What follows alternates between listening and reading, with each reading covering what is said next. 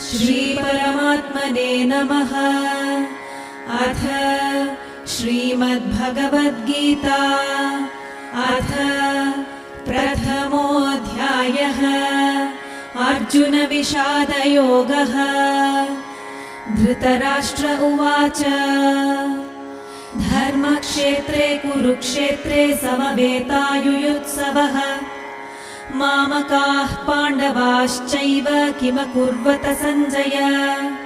सञ्जय उवाच दृष्ट्वा तु पाण्डवानीकं व्यूढं दुर्योधनस्तदा आचार्यमुपसङ्गम्य राजा वचनमब्रवीत्।